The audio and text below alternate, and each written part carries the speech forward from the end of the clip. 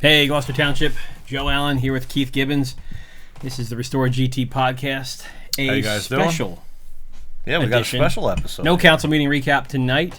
We actually want to dive in a little bit deeper to the First Amendment violation that we had. Yeah, this is sort of a hybrid of our GT talk versus the podcast thing that we have. We have the two different things, and this was a topic online that we had posted about a First Amendment violation that had happened, but it happened at a council meeting.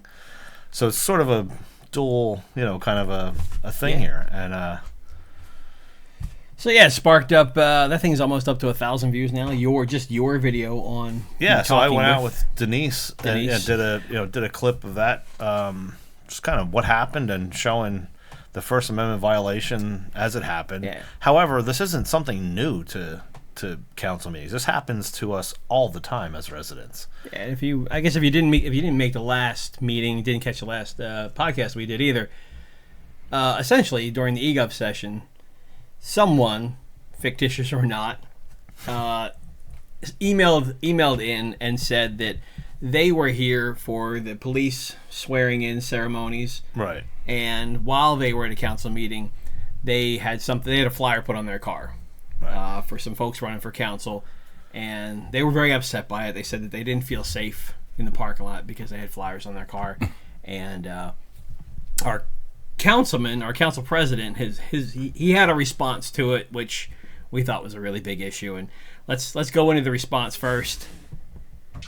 There's a few people that received some things on their cars that evening. I gave mine back to the owner of that car, so we passed it out. So I asked the chief that maybe when there are events that are out there, that maybe we have our special officers go through the parking lot and just make sure that people are not doing things they shouldn't be doing. So, yes, sir. So doing things they shouldn't be doing. So this got some attention. Right. This got the attention of some people. He doesn't have the power over the police, but in his position of power, he's somewhat inserting his power over them to influence them, to encourage them to go violate our First Amendment rights. Yeah. So it's a big deal. But along those lines, so we put this video out there, and we've gotten reactions from a lot of people, around this. And today on this special episode, we actually have somebody here who is a rabble-rouser themselves, Patrick Duff. Yeah. So Patrick, tell us about yourself. Yeah, so my name's Patrick Duff. I grew up in Delran, New Jersey. I was an athlete, young athlete, but I was also a terrible student. So I wound up dropping out of high school, going on Grateful Dead tour, and really enjoying that and liking that hippie life. So we wound up moving out to California in 2004 to 2005. Did a bunch of activism here with a guy named New Jersey Weed Man. Where me and him went to the Liberty Bell and got arrested a couple times on purpose. Smoking pot. We were smoking pot and got arrested on purpose to see and challenge the federal law on religious use of marijuana, because there was no medical use that could be legitimatized. So we wanted to fight it on a religious basis. And actually, I won the right to legally possess and use marijuana religiously anywhere in the country. And in a federal court, me and New Jersey Weed Man, and wow. but it's specific to me and him. So the way they wrote the decision was very specific to me and him. But that being said, I took it and ran with it. I went out to California, wound up living with a guy named Jack Herer. Jack Herer is like the emperor of hemp. He's really the king of legalization in the country. Really the father of the history of marijuana. Was the one that really pushed it since the 70s. Mm-hmm. Was considered a crazy man. But I lived with him for a couple months out there. Wound up meeting a guy named Les Crane, who owned dispensaries out there. He then gave me a job. I worked for him. I helped him open a dispensary where they said we couldn't. Really good figuring out laws. So they had a moratorium against any new dispensaries, and he said he wanted to open in this town called Ukiah. So I said, listen, let me read the moratorium. And when I read the moratorium, they call me Loophole Larry, and I found the loophole right away. And the loophole was the fact that the addresses that were listed on the moratorium were the only two addresses that were allowed to operate as medical marijuana dispensaries when they made the moratorium. Well, one of them was closed. Actually, both of them were closed at that time. But the building itself was for lease. So I said that because the address is listed, the owner's not listed, or the name of the company's not listed, that The address itself is the one that is compliant. So all we have to do is lease the building, and then we are compliant automatically. We'll be compliant. And we did that. The town fought against us, though. We took out a full-page ad in the newspaper stating, who we are, what we believe, and we opened as a church. We actually opened as a church instead, and they did not do anything. They did not come and arrest us, and we were operating for a good period of time, and he got murdered. He wound up getting murdered November 18th of 2005. I had moved to Los Angeles to open a dispensary there, and over the next 5-6 years, I opened 7 dispensaries in Los Angeles. I was raided by the DEA 3 times, LAPD about 4 times. My nickname is the most rated man in Los Angeles, which is not a fun nickname to have, nor one I would like to go through again. Right. But I had my son in end of 2009, very end, and I owned 2 dispensaries, and I just said, I'm out of here. I don't want to go to jail. I need to be here for this kid. Right. I often think that people who have a kid that don't have that epiphany of, fuck, I need to change my life, pardon my French if you can't curse here, I don't think they're men.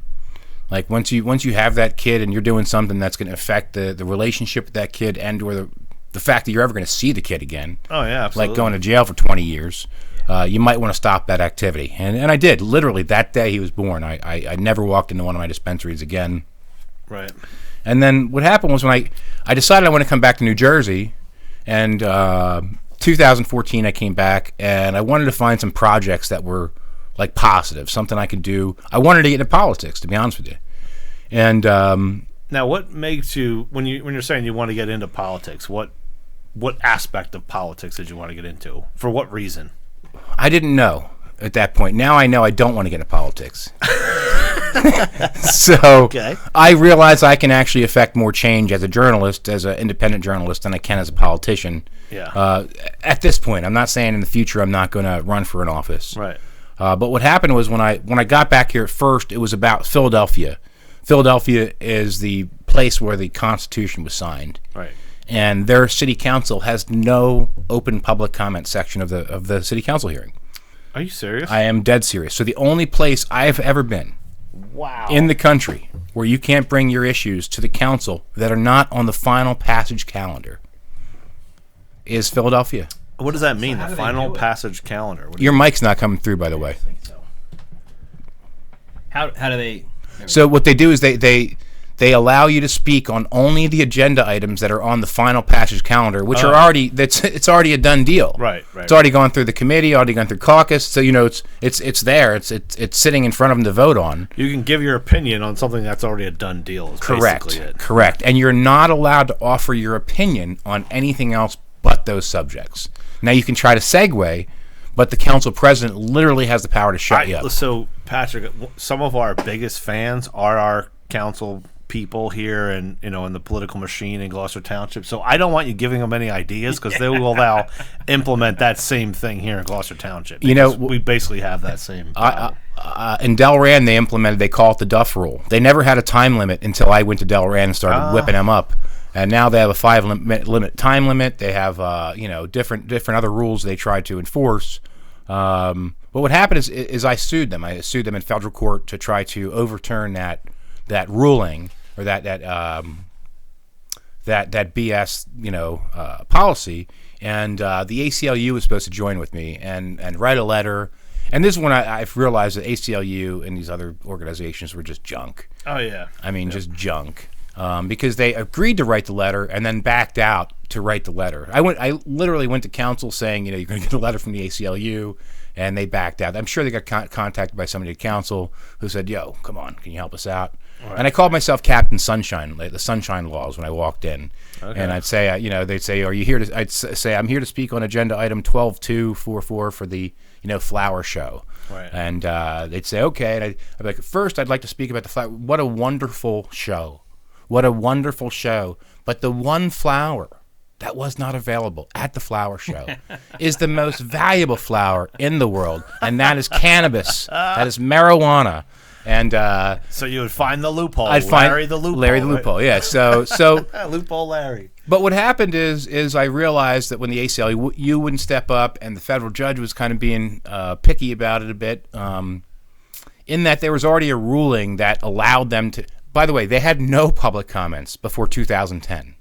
The city of No Philadelphia. public. The Right. place where the First Amendment was signed. Yeah, part of my spiel to them is let's take a road trip 10 blocks from here down the street to read the Constitution so you guys can see what it says. Right, Because right. you might have not read it. Maybe you missed that part. Yeah, but it's right down the street. And so what happened was I was reading online. I'm online reading about stuff in New Jersey, and I come across this article called "A Bar That Began a Crusade," and it was about Martin Luther King walking into a bar or cafe in Maple Shade, New Jersey, and being refused service, and how this was like the catalyst for his civil rights career.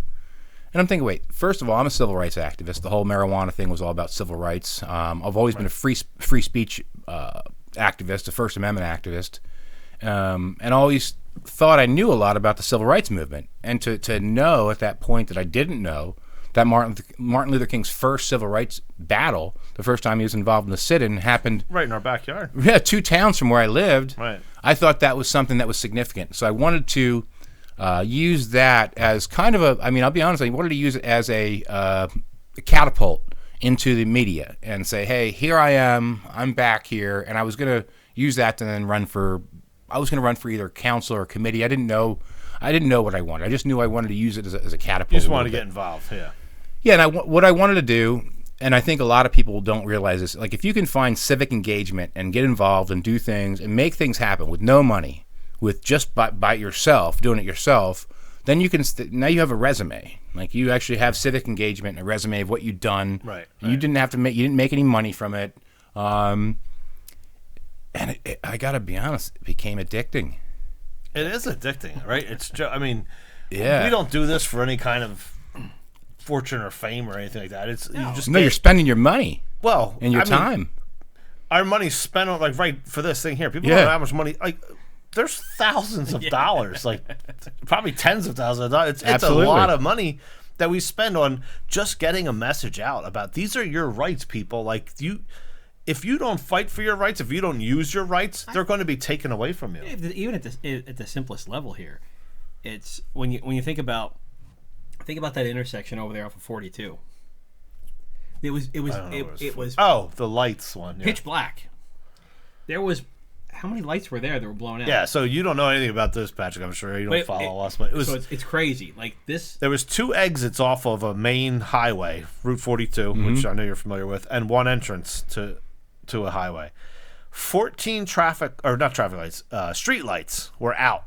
It was so dark. It was like literally pitch black out there. And this is a path that like pedestrians take, and I'm driving a couple times, almost hitting people that are just walking. Like they're just pedestrians out there.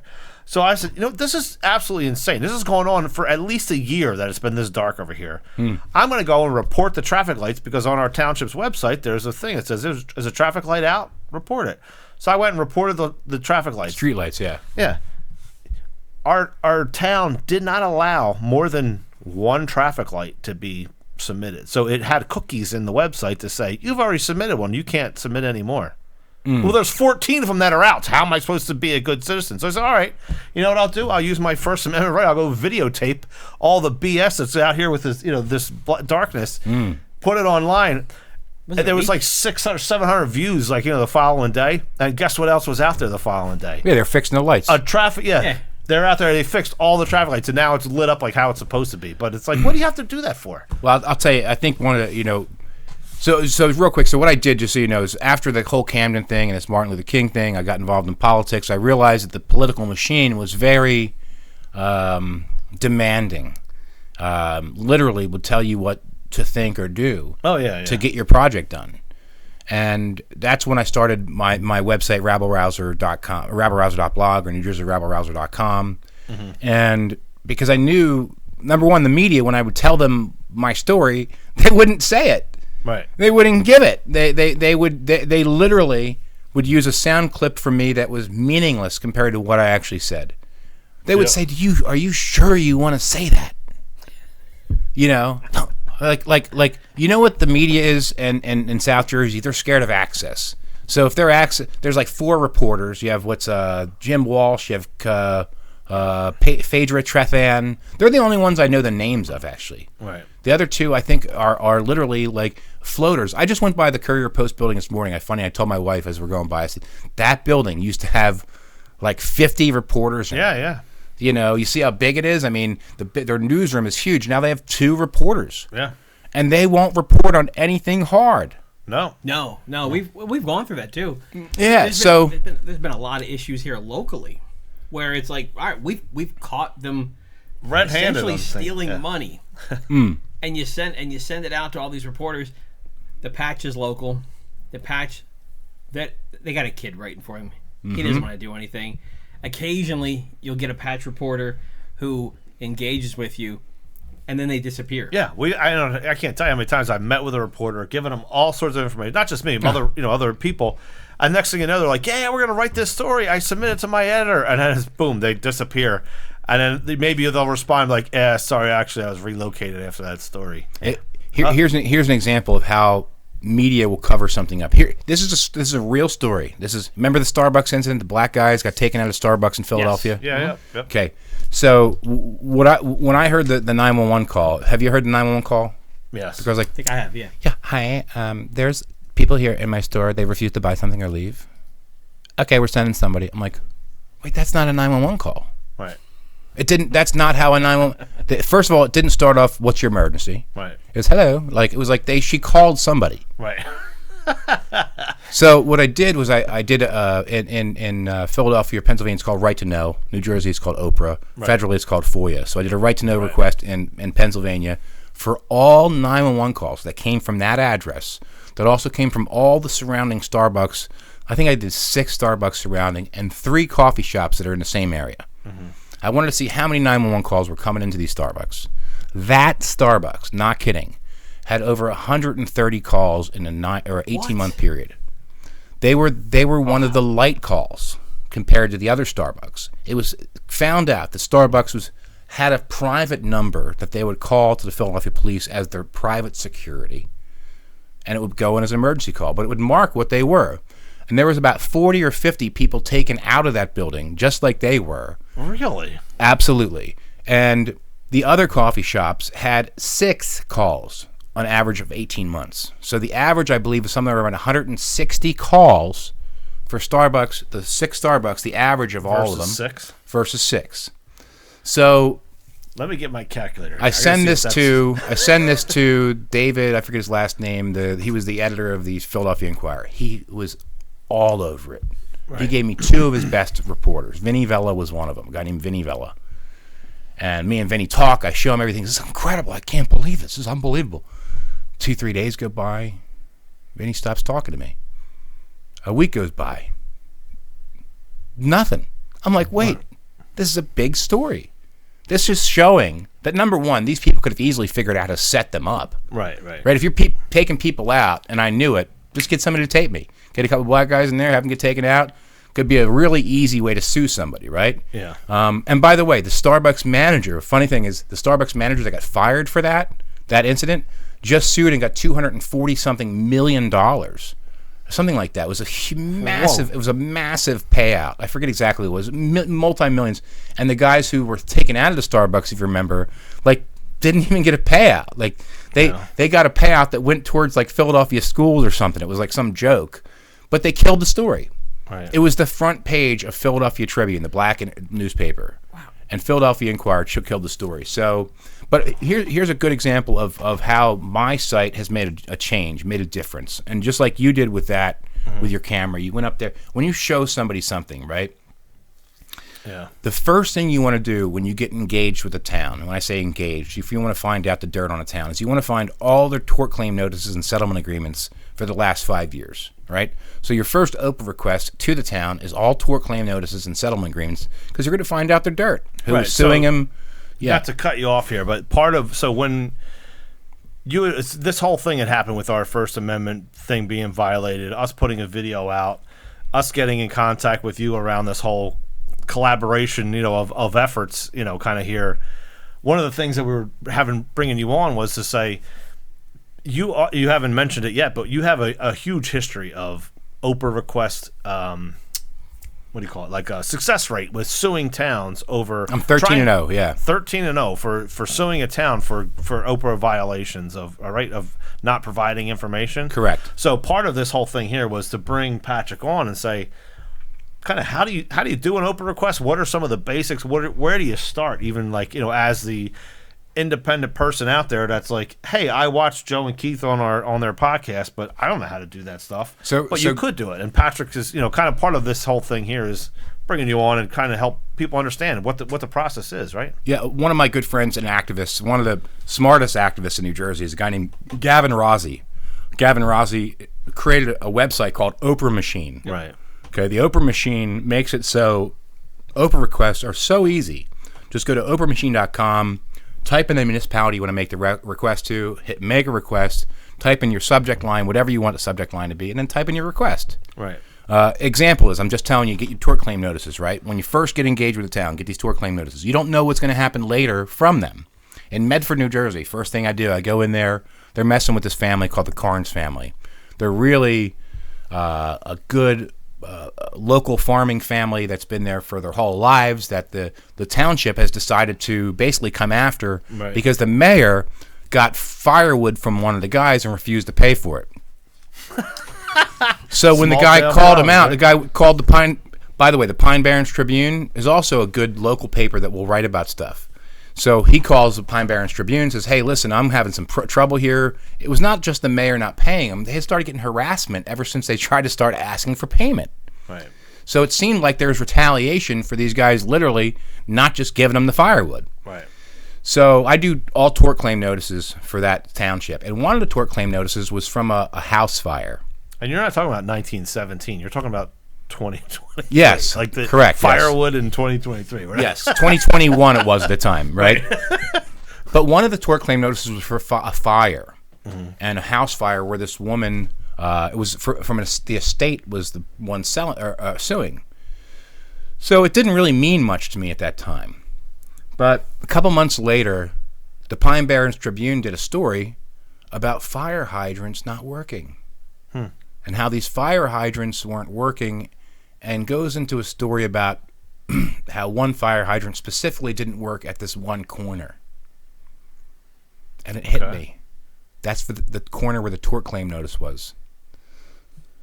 And when you're saying tort claim, the tort claim notice, T-O-R-T, it's basically you claim. saying, I am going to sue you. You have to file a tort claim in New Jersey. It's the worst tort claim law in the world. Maybe not in China or something like that. They probably don't have any tort claims. But in America, you have to file your tort claim notice within 30 days of injury. Okay. So if you think the government injured you, a hospital injured you, whatever it may be, injured you, and they're part of the government, you have to file in New Jersey a tort claim notice within 30 days. Statute of limitations, I guess, is basically kind of what correct. It is. Right. Correct. Well, this family, this estate, filed a tort claim notice. Come to find out that the fire hydrant in front of her house would not open, and she died in that fire because that fire hydrant was stuck. God. So I wrote about that, put it out there, and the next day they were changing every single fire hydrant that they could, testing every single fire hydrant when they hadn't done it in years, hadn't properly done it in years. So I got some people thanking me, all this different, but it was so gratifying. It's like, me that little gem of that tort claim notice that I had that I didn't know was going to mean anything. As soon as I found out about fire hydrants, I put two and two together, wrote the article, and I took a chance when I wrote it, by the way. I took a chance when I wrote it because I didn't have any firefighters that had spoken to me directly. It was indirect, saying, yes, you're right, Right. But I had enough indirect that when I wrote it, I could say that this is an issue. That what the Pine Barrens Tribune showed it was an issue, that these things aren't being tested properly. But it's a real issue now because somebody died. So Patrick, when you're saying that you heard it indirectly, not directly from those, in a town like the size of ours, I'm sure you're aware how big our town is here, and the amount of people that rely on these jobs that are government jobs that taxpayers are paying their salary, they're somewhat afraid of coming forward and and saying what it is that they know is wrong. But if I say something, you know what I mean, and not be a whistleblower kind of thing, like So- how much have you come across that? I have probably 40 whistleblowers that work for me right now. Okay, You could put me in a torture chamber. I wouldn't tell you they were. right.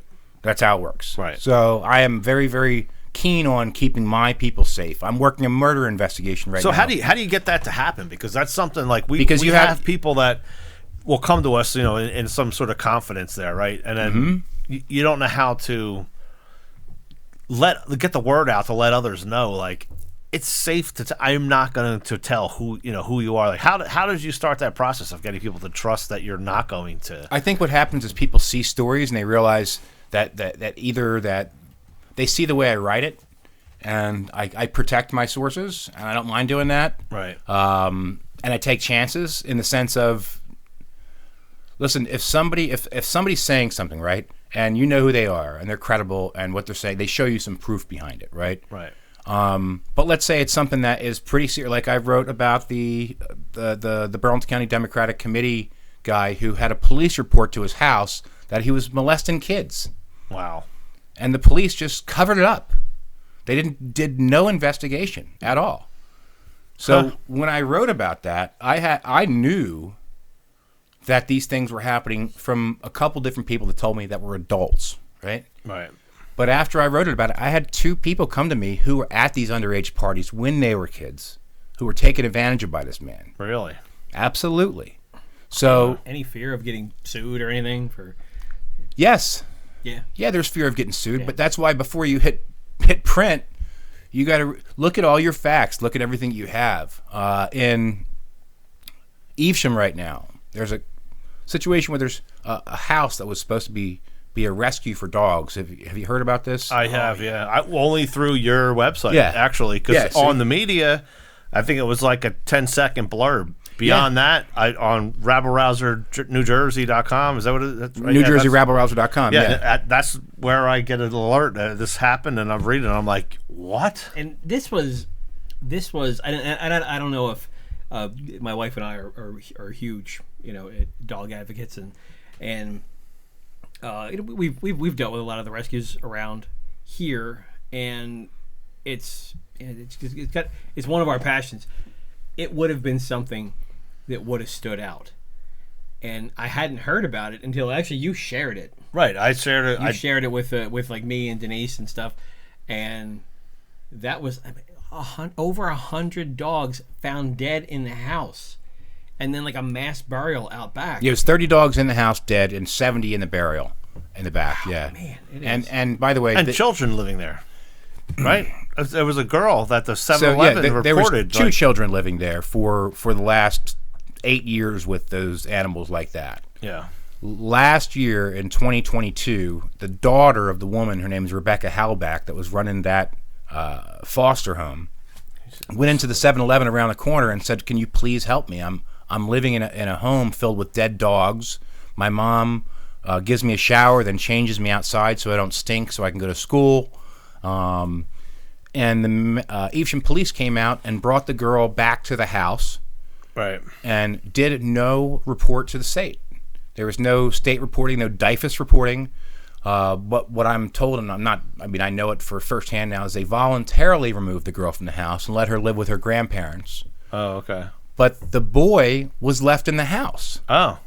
There was a 9-year-old boy that was left in the house to live in squalor. Right. To live with dead animals all over the place. And Evesham police absolutely knew about it.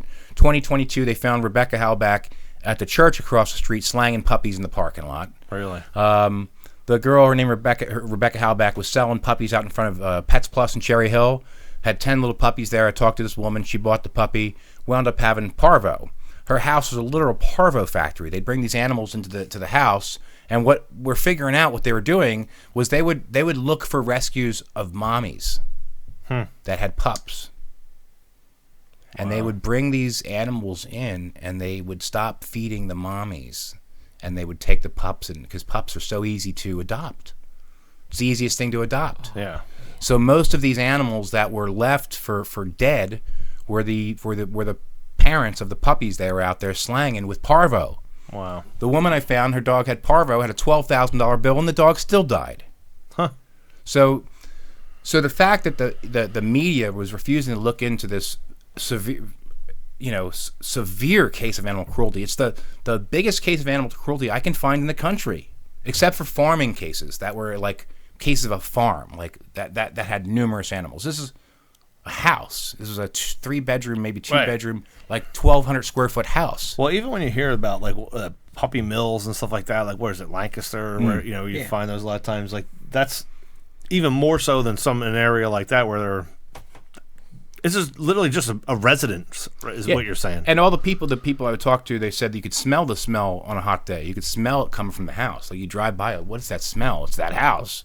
Right. I mean, so there was several reports that should have been followed up on that weren't, that I decided I was going to do my reporting on it. Now I've been doing my reporting. The detective now reaches out to me, wants to talk to me. Yeah. But there was a woman that was involved in trying to get some of the people arrested that were involved. Her name's Kelly Bowen, who stupidly, when the doors were wide open in the house, walked in the house and recorded it and sent it to 2 people that wound up being basically rats for the woman that owned the house. Really, yeah. And she wound up getting arrested for trespassing in the house. Now, here's the crazy part about that. The year prior, there was a little girl going into a 7-Eleven saying, I'm living in a house with dead dogs. I need help. Police come out. There was never a warrant. There was never a search of that home.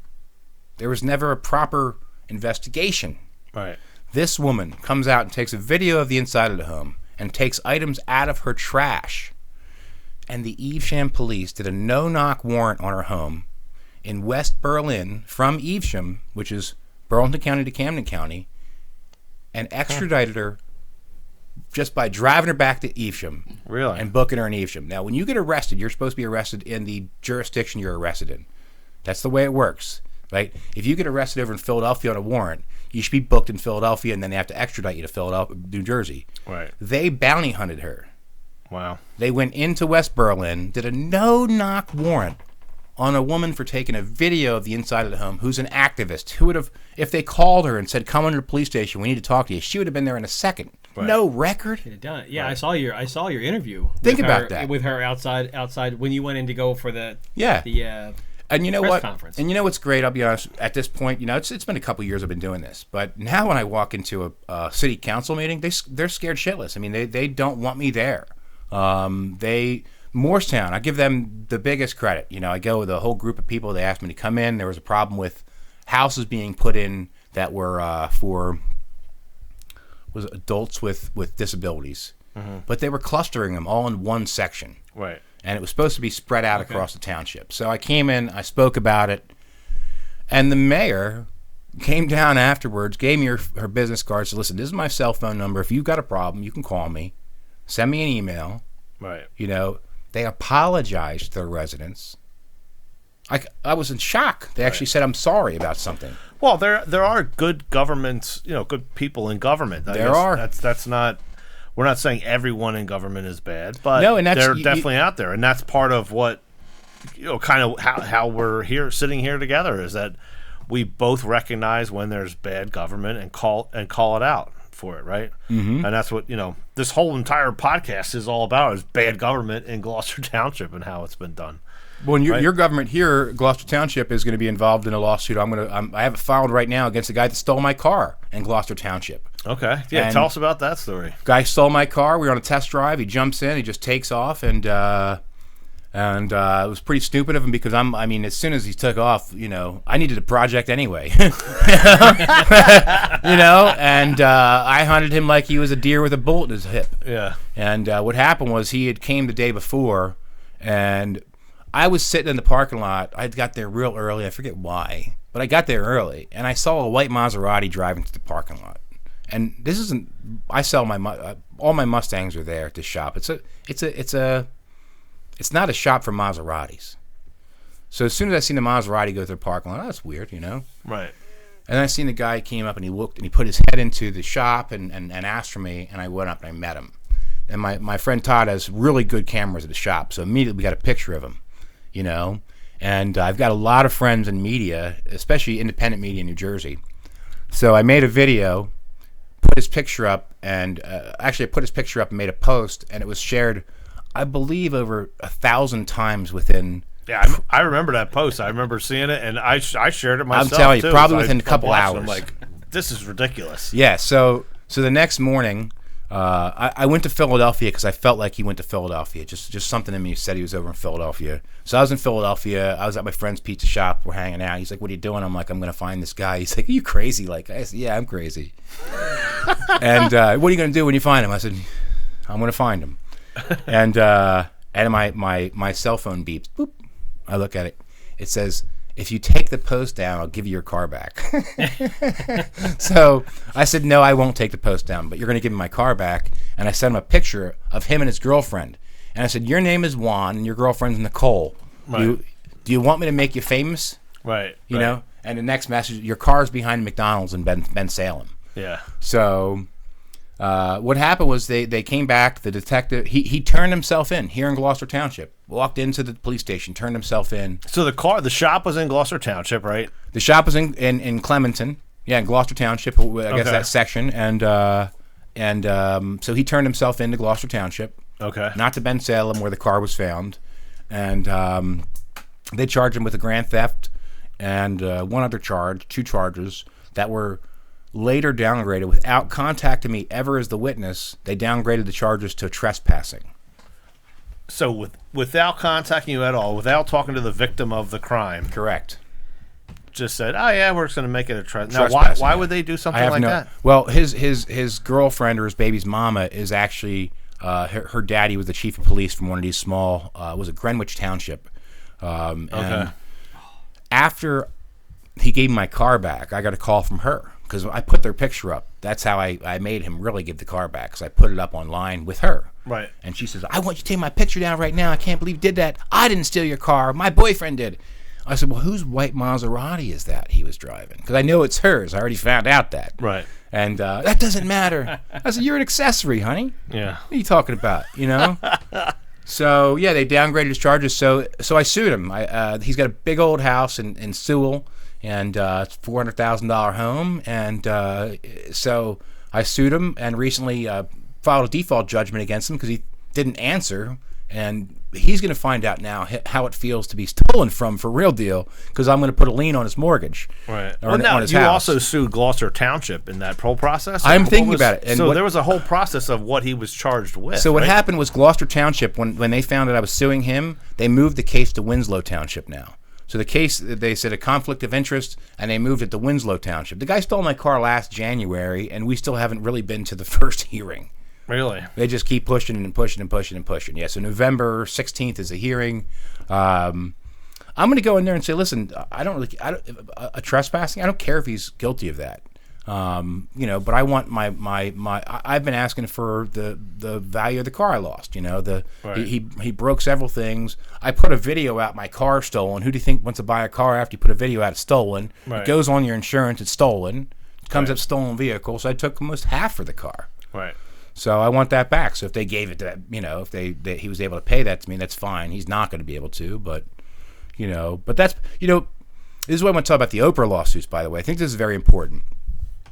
So that lawsuit, about the Oprah lawsuits, because this is something that we got way off on these rabbit trails all over the place. But when you're doing an Oprah request, okay, first of all, there's certain things that they have to give you, right? So if you ask for like an email log, you can get an email log from dates. Like say you ask 2 months of email logs, that's fine, right? But if you ask for 2 months of emails, that's just too much, and they're going to say overly broad.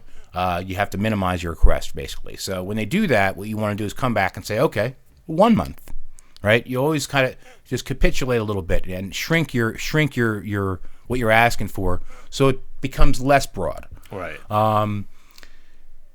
When you're doing an Oprah request, so the subject matter, the subject line, the sender, the receiver, all that has to be visible. They can redact the body of the email if it's especially from a law department or really. About law. So wait, the from address has to be visible to Correct. Yeah, I have a case out of Point Pleasant Beach where I won that. There's an interesting one recently, along with this whole First Amendment violation thing. Thing that spurred this whole meeting with you. the eGov is what we call it here, like where you're able to submit the question online. They said that it was actually an email that was sent to us. So the woman who opened the response or the question or whatever you want to say, she was given a response back and said, per the Open Records Request Act, or however it was stated, the email address was redacted. So it didn't have anything in that redacted other than the person's name that's before it, not the actual email address. She can sue based on that. Really? Yeah, and the way Oprah lawsuits work, it's called fee shifting. Fee shifting means if I win, you pay for my attorney. Right. And so the town's paying for it. Correct. Yeah. And CJ Griffin is my attorney. I also use attorneys from NFOAG, which is the New Jersey Freedom for Open Government. A guy named John Paff runs that. Okay. But CJ is my main attorney. We're 13-0 together. We're 10-0 together. I filed 3 cases myself. I won all those. But you can't get any money on those. Right. So basically the township doesn't have to pay this big legal bill. So I figured it's much better, number one, because you don't have to pay your filing fee. The attorney pays that. It's $200, $300, You save that. And you make the township pay a big bill. In the 10 cases, I'd bet you it's over $250,000 in bills that my lawyers charged.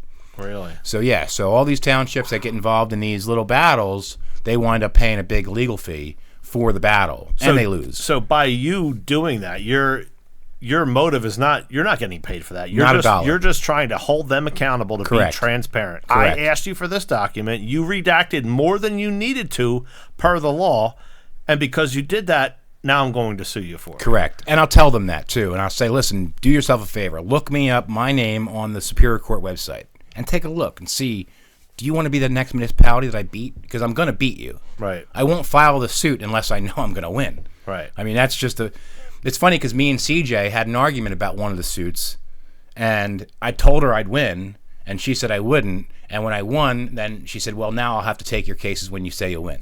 So it's just fun. It's actually a lot of fun. I mean, now how long does a suit take? Like when you file that suit. So say they gave her back this redacted email. Yeah.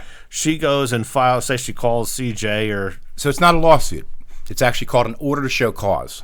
So order to show cause comes in front of a judge within 60 days. Okay. So you don't have to wait this whole long period. And the hearing itself is the trial, basically. Your hearing is the trial because it's a matter of did they or didn't they, right? Okay, did they or didn't they, right? It's not a matter of some all these different facts that come in, these different witnesses. Right. It's an email. It's here. It's got redactions in it. Is that a legal redaction or not? Right. So in the case of Point Pleasant Beach, there was a mayor in Point Pleasant Beach that was basically operating as a lobbyist, but not getting paid as a lobbyist. And pushing this thing called New Jersey RAMP, which is against marijuana. It was New Jersey's for responsible approach to marijuana policy. Now, he was working for a guy named Kevin Sabet, who runs another group called SAM, Project SAM. And I know Sabet as a piece of crap who basically goes in and has unpaid lobbyists. So what I did was I got all of his emails. His name was Stephen Reed, the mayor. And when the mayor's emails came back, he had emails going out lobbying town to ban marijuana dispensaries as the mayor, but the email address was blanked out, his email address. And if you find that a politician is using their private email address or business email address, guess what that address becomes? Operable. Public record. Yeah, absolutely. Right. Anything in them, public record. I mean, not that you're always going to get it. These are lying, cheating people, but it does open them up to it. So what came back, the judge said, no, you cannot redact that. They unredacted it. It was Stephen Reed at, his lobbying group associate that he's sending it out as the mayor. Oh wait, so how does that work? It was a complete conflict of interest. How do you get a hold of that email if it's on a private? It's not. It's he sent it through his SMTP server? Yeah, correct. But from his private email to all these other townships. So what I do is, let's say I get something from another township, I lead it back into that township. Like a lot of emails you'll get from certain townships won't be redacted, but it'll be redacted from the other township. The one township wants to hide it, the other one doesn't know they're hiding it. Same thing as the DEP for the whole Martin Luther King thing. An example is they gave me an incomplete email that was redacted that they sent to the National Park Service about the home in Camden. And I'm like, well, number one, like, why do you have to redact the whole email that's about this home in Camden? Like, it doesn't make any sense. Right. So what I did is I did a FOIA to the National Park Service, to that guy, for his entire day of emails that day. Didn't specify what I wanted, just wanted the entire day of emails. And that email came back 100% clear of redactions. What? So what New Jersey thought they had to redact because they had something to hide, Right. the Park Service didn't. So you can find it different ways. You can get to this example in Evesham. They redacted all of the people's sender and receiver information. Right. They redacted the entire But message. that in and of itself is illegal from what you're saying. Correct, it is. But what I had in there is I had a name up top. Her name was Angie Allred. And I said to myself, well, there's probably not that many Angela Allreds out there. So I looked it up, and also about dog rescue. So I put Angela Allred, dog rescue, boom. This lady comes right up, contact her. I said, hey, do you mind sending me the email that you sent to Evesham Township? No, honey. Right. Comes right in. It's all about the dogs. It's all about them having knowledge of it. It's about, it's them covering up Right. this woman, telling them, listen, here's what you need to do. This person's also responsible.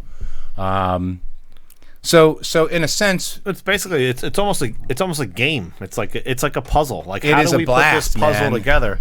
I mean, and that's part of the whole thing in Gloucester Township is, I told you there's a couple people out there like Denise Coyne, who's from our town, that does amazing research and is always opening things and whatnot. But she makes it a basically a game. Like, what can I uncover now? But in that whole thing, it's like every time you turn something over, there's a whole nother rabbit Absolutely. trail, and it's probably the same thing in every town USA, especially in New Jersey. But it's almost frustrating because you can't. Where do you focus your efforts? Like, what are you gonna nail them on? Like, we talked earlier. Like, what's your recourse? You have no recourse in the state of New Jersey. Where are you gonna go with any of it? It's a really well, I think that's the key of this. Listen, politicians are humans, and one of the most strongest emotions in a human is embarrassment, is shame. Yep. It's one of them things that you can't get over. Yeah. So, and I've seen a lot of situations where I've got involved. Okay, an example in Medford. Yeah. Medford and all these towns, when you walk up in front of the thing, what do they tell you have to do? You state your name and address. I tell them to go kiss my butt. Right. I'm not going to give you my address. Right. I'll give you my name. I'm not going to give you my address. Right. And It's a I've Fourth had- Amendment violation, isn't it? Absolutely, it is. They have, what is that called? The David's rule now for all public officials' addresses. They're redacted because of that judge that got her kid got shot. Right. Yep. So why do civilians need to give their information? And in Medford, what I proved in Medford from OPA requests is that after public comments, these citizens in Medford had the council person begin investigations into their properties. How did you figure that out? Because it was in the emails. It was literally in the emails. This guy spoke last night on the commercial truck ordinance. Why don't you go over to his house and check out what's going on? He's got a really big garage in the back. His name's Frank Chiquet. Frank is no longer running for office. He's politically dead. Really? I crushed him. Yeah, Yes. we have somebody that's on the zoning board that I know I've been to meetings before, and the questions are pointed to people knowing that, like, go ahead, keep talking. You're incriminating yourself. Please keep talking, because I'm going to go out and I'm going to check your house. I was actually at your house the other day, and I saw, and it's intimidation factor that I know what you're up to, kind of thing. Brian Carnes said, he's up there, he's like, talking. He's like, I can't believe you're doing this to our farm. I don't know why you're doing this. He's like, and Frank Chiquet says, well, maybe we should come out there and give you some more tickets. Yeah. And the place just lost it. They were like, Really? Yeah, the person next to him, the council person, put her hands over her face. She couldn't believe it. So she no longer is running. They have these two pawns that they put up who won't even answer a question that are running for Republican committee or council in Medford, and one Democrat that's very vocal. His name's Ray Cox, and I believe Ray Cox is going to be the first Democrat in many, many years to sit on that council, and it's not due to anything else but me tearing into him. Because the key is, if you ask me, that every single town, there's probably somebody in a town that's smart enough and then has the time enough to do this. Mm-hmm. But they just don't do it because they don't have the skills to do it yet. Right. So I often think that it should be like, and I would do it for free. I'll teach a class. I'll sit people down for a couple days in a row, show them how I do this, show them what to do for free. Right. Because it's a very, number one, when you empower yourself, I mean, to me, there's nothing like it. It's really it's like you're walking around with a big giant sword in your hand. You ever hear of the meek shall inherit the earth? It says in the Bible, right? Well, the word meek actually means he who leaves his sword sheathed. Right. So it's somebody who's got the ability to crack your absolutely, but doesn't do it. Yeah. Right? So that's kind of how I feel now when I walk in these towns. I'm like, well, they know I have my sword, and they want to keep it sheathed, so my Oprah responses come back quick. In Lavalette, I asked for an Oprah request. They did it to everybody in Lavalette that was an activist. They gave them a 100-day extension. You can't do a 100-day extension. 100 days? 100-day extension. So I said, all right, you have until October 1st to give me my information, or I sue you. Right. I'm going to give you an extra 15 days, which is till October 1st, or I sue you. October 2nd comes, I get a whole batch of everything I asked for. Right. Everybody else, all the other requesters are still waiting for their stuff for 100 days. So I think a little bit of it is the ability to actually say to them, hey, do you want to get sued? And once they realize you'll do it, I think you become a little bit different in their eyes, and they don't like that. They don't like to be wrong. They don't like to be proven wrong, especially. Yeah. I think too. It's just the average person doesn't realize how much power that they have. Absolutely. Because these are public entities, and they are indeed public servants. I can't tell you how much I've the way learned. that they portray themselves to you is as if they're above you, and really they literally report to you. In Gloucester Township, our hierarchy doesn't include the citizens at the top. Yeah, so most townships do. Ours does not. Well, in Delran, I had a council member say that I tried to attack him. He said that Patrick Duff and his posse got 2 inches from my face. I'm like, well, that's a pretty bad one, because if that goes further, I get arrested. Right. Yeah. So I got the tape. I wanted all the tape from the inside of the council meeting where he said it happened. And comes to find out, you can't show me getting in anybody's face, my friend getting in anybody's face. Proved him wrong right there. Right. Still doesn't apologize. You understand? So I think a lot of what we're doing now, a lot of what we're going through is, I think we're in a spot. My son said this actually to me. He said, Dad, he was just talking about the adults. There was one teacher that told, he was like a 60-year-old man, told a 13-year-old girl she looked sexy. Right. And instead of getting fired, they let him resign and go get a job somewhere else. And it's crazy. And he said to me, Dad, is that how it happens for all adults? And I said, well, sadly, it seems to be, that people protect each other when they don't realize that by protecting that man, you're putting your own family in danger. Right. I mean, he's a child molester. So my son made a rap song about him. and that's how I actually found out my son's a rapper. So interesting story. Yeah, but I think a lot of what we're doing right now and what you're doing is just exposure. And once people say, well, I think I might like to do that, or I think I'd like to make a change in my town. Yeah. Show up at a meeting, right? Show up at a meeting, go up and make some public comments and see the way they engage with you. If they treat you like an animal, then guess what? They're not going to spend your money wisely.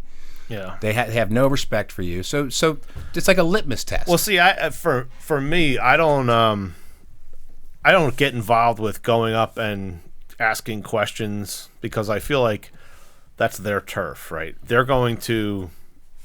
Our council president is good at owning his domain, if you will. I'm going to come see him this week. Oh, good. I hope you do. It's going to be awesome. Yeah. Monday? But I think it's Monday, yeah. But there's a difference every person can make. And this is what I try to tell different people here. I might not be the best researcher, say. Like you might excel at researching, different things. However, I might be the guy willing and have the time to go out and videotape and comment on things. You might be the person that's willing to go up and put your neck on the line in front of them in a public setting. You might be the person, and everybody needs to find their own, like what they dominate at to get to come together to have a force to go and actually make a big difference. Like not everybody is as I don't know what you want to call you, but like you're very you have a a good command of all the different domains that you need to get what you're acting on. Do you understand what I'm saying? Like, yeah, listen, it took me a long time to get this, though. Right, I mean, exactly. That's what I'm saying. Is not everybody is that, but there might be that person, like you said, that has the time and the knowledge to go do such a thing. But there are other people out there to join like forces. Like an example, in Delran, there's a woman that helps me with audits. Right. She that's what she does. She works for a bank and does audits. Right. So I said to her, "So, well, can you help me with the bill list every week?" You know what I mean? So for her thing it's, oh my God, look at this, and she'll text me and email me. Can you believe they're spending it this much? And well, why? Tell me why. And then I don't know. Right. She's the one that understands that. Right. Exactly. And then I can include it into my article because I have a professional helping me. And that's a lot of my spies or my moles. Yeah. Are all people a lot of them are in the municipal buildings. Yeah. They work right there next to these people. Yeah. I And feel like that would be hard to get here. Yeah, it would be. It's not. It's not easy. It's not easy to get anywhere. It takes a while. It takes you to be. I think it takes some big stories. Like when I did the Carly Lloyd story in Delran, it came out on WHYY. It was huge. I mean, it's like this big thing. They spent $100,000 on this party, and it was just, it really brought attention to Delran. I don't know if you know what happened after that, but they made it. Somebody, I'm not going to talk about how it happened, but somebody, let's say, made a website about me, a blog, saying I faked having cancer to steal money from people. Yeah, I remember hearing that. Yeah. So let's just say a lawsuit was filed and settled. Right. So I can't say much more, though. Nice. Yeah. I am making a movie, though, right now. And tell us about the movie. It's going to be out on Netflix, right? Yeah, so my friend that was killed, he was killed in 2005. He's a good friend of mine named Les Crane. His case has went unsolved for 17, 18 years now. And I decided last year that I would take up the effort. I've been able to find all these things about Martin Luther King. Martin Luther King, by the way, the church that he heard the speech that brought him to nonviolence was not known. The location was not known. The date was not known until my research last year when I found the church that it happened and the date that it happened on. So I said to myself, well, if I could find that. Wow. Right. Yeah, and that, by the way, is on the National Registry. The state of Pennsylvania took a period of 16 months to get from the time I applied until the time it made it on the National Registry. It's 8.5 years since I applied in New Jersey for the house in Camden. Wow. So they'll give you a little juxtaposition there, right? But yeah, so my friend was murdered in 2005, and I said, well, maybe I could use my skills now, and I know all these people up there. And police up there have a difficult time because there's a lot of marijuana growers up there. Yeah. And they don't talk to the police. I mean, it's just not there's not a good relationship, So I thought to myself, well, maybe if I go up there, people will talk to me. And went up last December into California, went up into Mendocino County, interviewed some people, got the story about basically what happened to him, and have been making a movie ever since about trying to get the police to do something.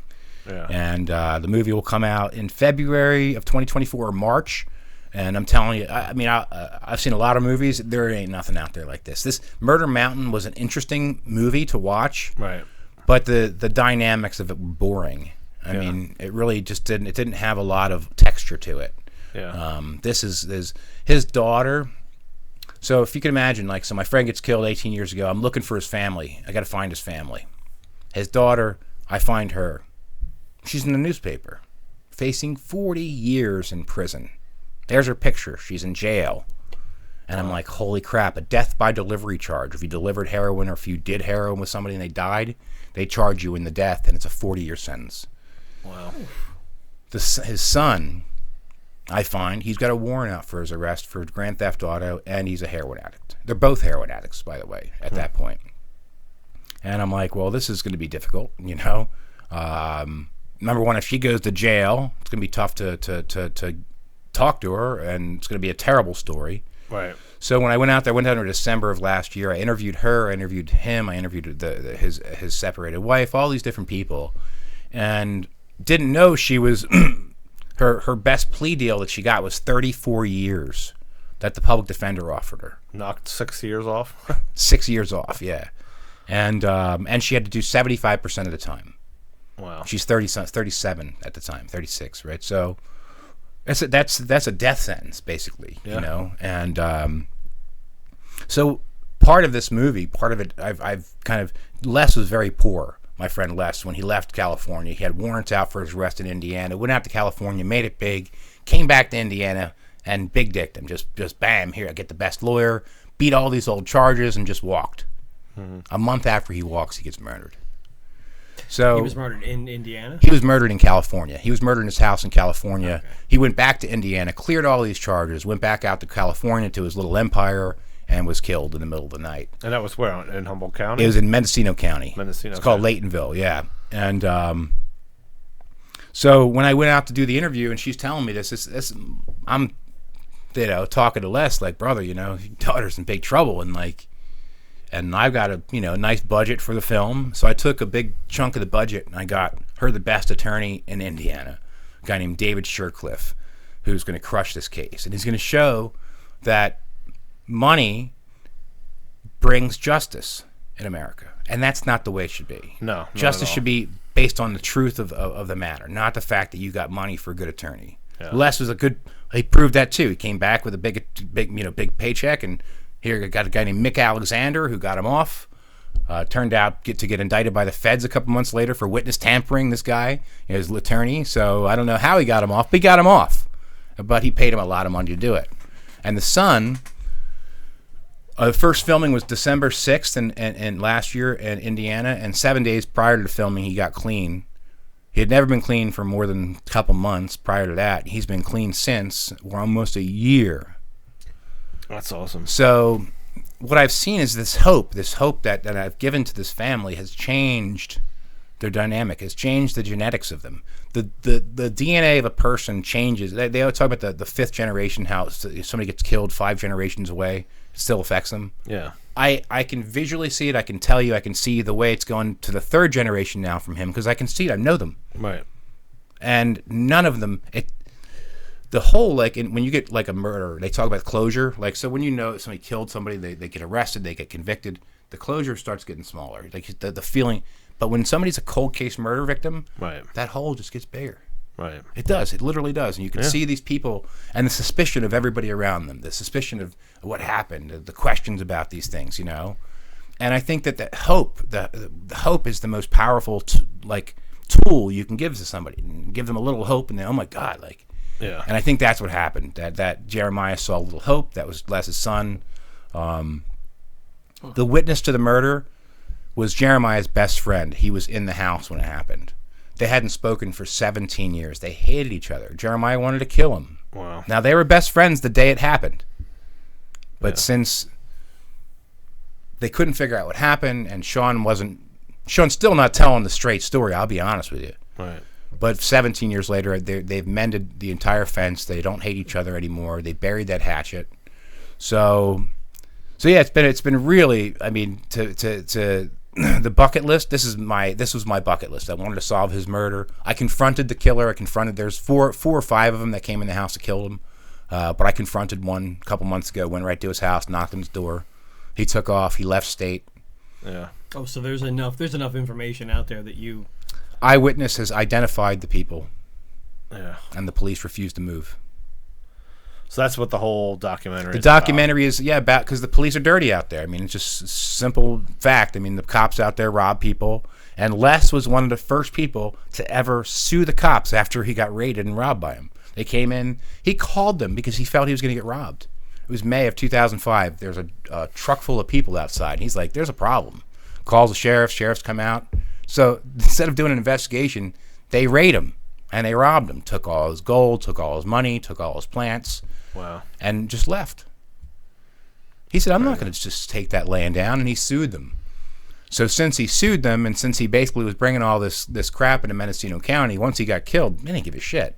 Right. They didn't care at all. I mean, the investigation they did was so lax. I solved the investigation. I solved the murder from New Jersey. I solved it from New Jersey. You're in the same county. Yeah. I solved it from Jersey, but thanks, guys. And I had to come out to California. It was interesting because there was a woman that lived. There was a road there. The witness to the murder after was brought to the hospital. Then after the hospital was brought to this lady's house. This weird lady who was questioning him and grilling him. And so I basically said, let's take a map. Let's draw the map out of where they brought you. And I found this house. The house is way off the grid. It's a place called 10 Mile Creek Road. You have to cross over this creek. You can't take a car over there. If you have a car over there, that means you got over there on a real low tide. You brought your car over. But if it's not a low tide, you can't get over. You got to cross this weird like walking bridge. It's like one of them like bridges that like swings, you know. Yeah. So I had a private eye out there that I hired, and once I found out this lady was back on this road that was willing to talk to me, but I had to come back on the road. He's like, I'm not going back there. Are you kidding me? So this is an ex-cop. He was actually the second detective on the scene of my friend's murder, and he refused to go back to where the information was. So if he refuses today, I'm sure they refused back then because there's a lot of meth production back in this area. Yeah. So I took my camera crew, like December 17th or 18th it was, last year, and I went out to 10 Mile Creek Road. And we're waiting across the bridge for the lady to come get us. And the guy comes walking out with a huge igloo cooler with meth. And it was the guy that was selling it to him, and this old Mexican guy who was carrying this big igloo cooler. And he gets in his truck and he's like, hey, man, you know how I get down the road without anybody seeing me or pulling me over? I'm like, no, how? I put on my disguise. And he puts on a wig of Donald Trump. And he's like, I am Donald Trump. And here I am, Stan. We're in an area that literally people get killed, buried. You'll never find them again. Right. I took my phone. I'm working with a detective named Zeke Flatten. I said, Zeke, here's where I'm at. My pin. If I don't call you in 2 hours, I want you to call the police and tell them I'm missing. I mean, this is how serious this shit was. Right. Woman comes across. We get in her car. We go back. And then she tells me the story about what happened. That's not her, but she knows who was probably there. Right. You know, and then tells me about this woman who I wound up finding. And I call her, and she basically just says, listen, Mr. Duff, I've been waiting 17 years to tell somebody what happened to your friend. And she goes into the story. Wow, that's crazy. So, yeah, so it's been interesting. You know, it's been awesome. And a lot of what I'm doing now is because I was able to do the interactions with the government. Yeah. You know, and not be scared to ask questions to officials and realize that they're just humans, too, you know. Well, that's great. I'm glad you're... I think it starts... It's such a small level, and you have to change your own mind first, because I know when I used to watch things like, I watch Long Island Audit. I think I came across that guy and I thought, what is he doing? Yeah. You know, and I thought that's unnecessary, until I realized how necessary it was to teach that lesson. Just to go into a public place with a camera and they throw you out, or they ask you for ID, and you're like, and he's like, I didn't commit a crime. And you know, in my mind, I love what he's there. Is like, he'll count like there's 17 officers here with, you know. Well, do you know what's going with him now? 15 patrol cars and you know, all this stuff going on. It's like, for a man with a camera. Yeah. Have you heard what's going on now with Nassau County and him? Yeah. Wow. Yeah. I heard about that. So basically, he went into a building in Nassau County and was doing recording. They arrested him for it. He fights back, but there's a police commissioner named Patrick Ryder out there. He's a real piece of work, this guy. Well, yeah, what's his nickname too? I forget his Psycho Patty. Psycho, yeah. Psycho Patty Ryder. Yeah. And I'm the one that found that for him, by the way. I'm the one that clipped that article and sent it to Really? Sean. Yeah. Well, yeah, he crossed county lines to go to his house. They did exactly what they did that woman Kelly. Is they crossed county lines. They went to his house, tried to pick him up on the warrant, and he wasn't there. He was away. But the fact is, he just for him filming, right? Just for him filming, which is not doing anything except for recording what's happening. Yeah. He had people wanting to come raid his house, and so there is some. There's a risk to it. There is, yeah, man. Yeah, there's a risk, but it's good to let people know, like, you do have rights. You know, you have to exercise them, and you have to hold these people accountable, because this stuff can't be exposed without it. Sean Ray has a bank account and 7 figures from the lawsuits he's won. Yeah. He gave all the lawsuit money back for one of his lawsuits to something. It was like $200,000. So imagine that, if you're just... Right. He literally makes them walk into it. And he tells them, I don't want to do that, you know. So when they violate his First Amendment right, they arrest him. He comes out with a $200,000 check. And there's, you know, police losing qualified immunity over, you know, not acting right on the whole thing. You know, I'm telling you right now, you're violating my rights, and it's crazy. Yeah, and that's what you do in your Oprah request too. You say, listen, the redaction on the senders, you can't do that. Redaction on the subject, you can't do that. Now, Please where do send you it back find that stuff out? Like, how did you ever? How did you ever come across that information? It's not out there. You just have to try it. You have to win the cases and lose the cases. Yeah, you have to, and then your attorney too. Your C.J. Griffin will tell me, listen, that's not going to work, or it's going to work, or it's never been tried before. Stockton University just appealed our case. What if you lose a case? So I know you were saying, I forget what you called it. What was the fee shifting? The fee shifting. No, so how does they the won't fee charge shifting? you. Your attorney eats it. Really? Yep. Okay, so your attorney is the one saying, yes, I can take this case. Correct. It's basically doing it like they know we're going to just like a personal injury case. Right, exactly. Yeah, same thing. So Okay. it's less than a personal injury case on your part, because literally the lawyer does everything. I mean, I help my lawyer, but I really enjoy it. I think it's like something to me. I try to do an Oprah request almost every day. Really? Yep, absolutely. Because then every day I get one coming back. Yeah. And I mean, when I get a little This is thing, your it says- entertainment for the day. Yeah, it says ding Oprah. I've run to the side. I get it. It's like it's like a present to me, man. Well, Patrick, I'll tell you what. I thank you for coming on this, podcast and I appreciate dealing with the it. show. I really think we need your help here in Gloucester Township, and I would hope that maybe you could lend a hand over here. I'm going to be here Monday. I'm going to have flyers, and I'm going to be putting them on the cars outside of the building to see if they arrest me. Yeah, okay. I'm sure somebody could tip you off to whose cars are whose, that you can make sure. I'm going that to put one on gets every car. Every car. Okay, Every yeah. car to make sure everybody gets literature from Yeah. me that says the First Amendment allows me to place this on your car. There you go. Yes. Perfect. Yeah, with a big. See what fake email address they make up. No, I'll put Follow- NewJerseyRabbleRouser.com. There you go. Perfect. Little advertising. I'm not too. scared of any public official. Yeah, that's awesome. Well, Yeah. all right. Thank well, you. listen, I Thank you appreciate so you coming much on. for coming out here, and yeah. Yeah, it was a great episode. I really am glad that you came on. Hopefully it recorded. Oh, Joe's track record, I guess. No, man, I have I probably spent the first 15 minutes of this just watching meters and everything else, just because of the disaster we had last time. Yeah. Of course, I changed mics right before it, and you didn't even realize halfway through the podcast I forgot to plug the camera in, so the battery died, and I had to go plug the. Well, we were on. Yeah, we had your camera on most of the time, so that didn't affect much. So. All right. Well, thank you, Patrick. Absolutely. I really appreciate it. Patrick, where can folks find you? NewJerseyRabbleRouser.com. You can email me 101etm@gmail.com. That's 101 Edward Thomas Michael at Gmail, which is actually the 101 Emerald Triangle Ministry. Oh, there which you is go. one of my dispensaries in Los Angeles. Yeah. So, but it's an easy email address. All right. Excellent. Well, thank you so Thanks much, so much. everybody, for tuning in. And RestoreGT.com is our website. Follow us there. Twitter, Facebook, we're everywhere. YouTube. Yeah, YouTube. Shows on Rumble also. So, Yep. talk to you guys soon. All right. We'll see you guys. See ya.